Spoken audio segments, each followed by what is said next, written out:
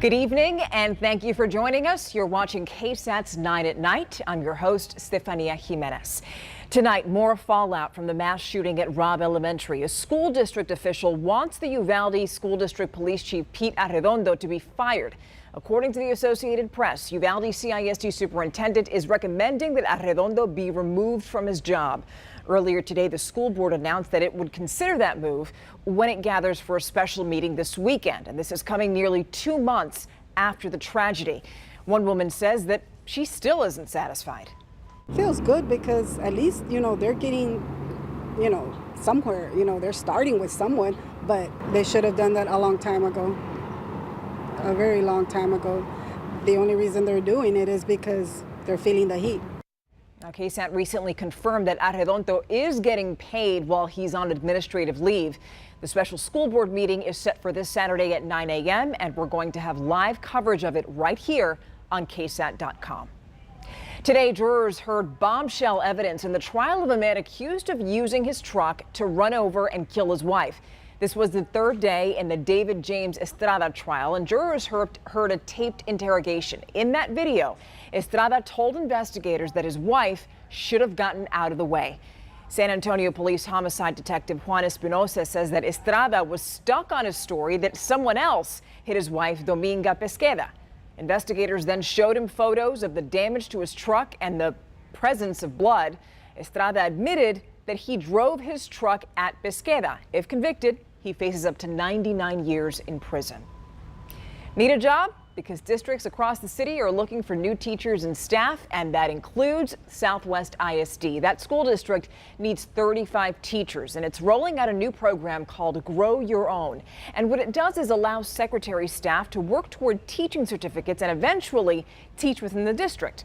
Southwest ISD is hoping that the program is going to help recruit enough people to fill its staffing shortages. One mom told us that she decided to go for it after what happened at Robb Elementary. I just kind of want to be around where I can be around my kids and help other parents, just here with their kids. And the whole Uvalde situation really hit home.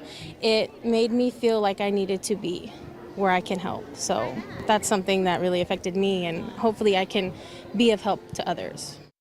A lot of parents feel the same way. By the way, the teacher shortage, this is a statewide issue. Back in April, the state of Texas had 10,000 openings for teachers. Over at Fort Lauderdale, Florida, the penalty trial for the Parkland school shooter continues. One teacher who witnessed the shooting 4 years ago took the stand in court, and she described the initial gunshots that she heard down the hallway that were coming from the semi-automatic rifle. Now the jury is going to decide whether the shooter is going to get life without parole or the death penalty. 17 people were killed in that massacre. The Supreme Court, not too popular. A new poll is showing that just 38% of the country approves of the nation's highest court. And that's a new low because just a year ago, that number was at 60%. The poll, conducted by Marquette Law School, was taken after the court overturned Roe versus Wade. The same poll also found that nearly 2/3 of Americans oppose the decision to overturn Roe, while 36% favor it. Now, if you take that 36 number and you multiply it by 3, that's a lot closer to what we saw today in temperatures. So how does tomorrow look? Well, meteorologist Adam Caskey tells us. Yeah, we had a high temperature today of 104, which was a new record by 3 degrees. And tomorrow we're likely to at least tie the record high temperature, making it up to 102. That's 79 in the morning, partly cloudy to start, then a lot of sunshine, 92 at noon, 102 the high. When you factor in the humidity, for a few hours in the afternoon, it'll feel like it's between 102 to 105. And by and large, all across our area, we're going to be in the low 100s tomorrow. Converse, New Braunfels about 102 as well. Very similar Friday through the weekend, low 100s, a lot of sunshine that lasts into next week as well. However, finally, we can introduce at least a 10% chance of a few showers by Wednesday of next week. And we're going to take that 10%. All right, Adam. So now that you got the forecast, you're going to need places where the kids can cool down. So how about going to a splash pad? They're free. How are you staying cool? Anything with water, really, because that's the only way you can stay cool. Good advice. You heard it right there. Water is the best solution to survive these triple-digit degree days. Kids suited up to enjoy the splash pad. You're looking at where they were there at the Pearl downtown. Even some parents joined in. They say that it's hard to keep kids active while they're outside in hot summers like these, so really splash pads are a really good option. And if you're wondering, well, Stephania, where can I go? Don't worry about it, because we have a list of free splash pads across our area. Just visit our website, KSAT.com. So when we talk about the heat, we're really not alone. Millions of people around the world, around the country, are dealing with unbearable temperatures. President Joe Biden announced a new executive action to address the heat wave and climate change. More than one action there. The move provides $2.3 billion for stronger infrastructure that's aimed at withstanding the effects of climate change. It also adds funding to help low-income families improve air conditioning units in their homes and also expands wind power on the U.S. coast. We can make things better in terms of jobs. We can make things better in terms of the environment. We can make things better for families overall. But climate change activists don't like the actions because they say they fall short and that more needs to be done to fight climate change. A South Side staple closing its doors. Do you remember Burbank High School? It's been on the South Side since 1937. But before it closes now, people are going to have the opportunity to walk its halls one last time. The school taking its place is going to be built behind the current building. One alumnus we spoke to is excited about the change. Really, I'm optimistic about the future. I'm real glad that we have a new school for the kids here, for this community. That's right, because we're not losing a school. They're building another one there. The Burbank building send-off is Saturday morning at 10, and if you want to go, you have to register first. We have a link for you on KSAT.com. And you remember that bulldog we just showed you? Yes, that's going to go in the new school as well. That's not going anywhere.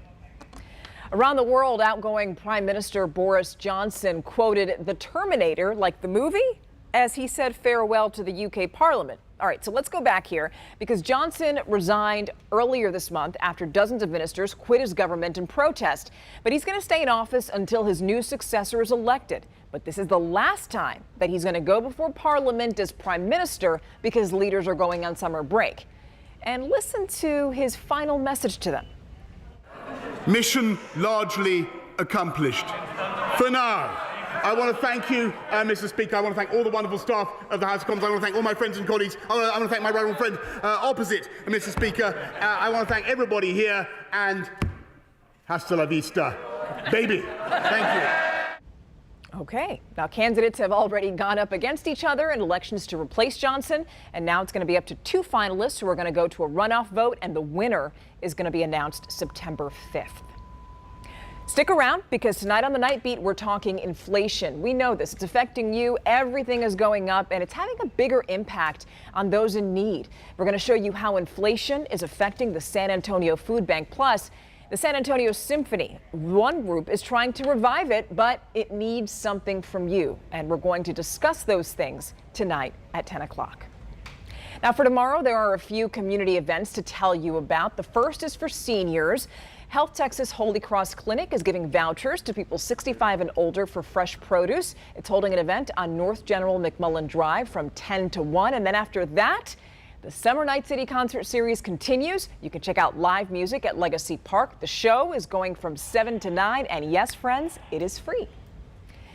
NASA getting ready to make another giant leap for mankind. The space agency announced that when it's going to launch the first test flight under its Artemis program. One goal of the Artemis missions is to eventually land the first woman and person of color on the moon. NASA says that it wants to do this by the end of August or the beginning of September. And by the way, NASA is also hoping to return American astronauts to the moon by 2025. Before we go, if you missed any part of tonight's show or you want to go back and watch previous shows, just open your phone's camera app and hover over the QR code that you see on your screen because that's going to take you directly to the 9 at Night homepage on KSAT.com. That's where you can watch everything. Or if you're on the go, you can also download the podcast version of our live streams. And we'll have to leave it right there. Thank you so much for the company. KSAT's 9 at Night returns Friday night at 9. Stay cool.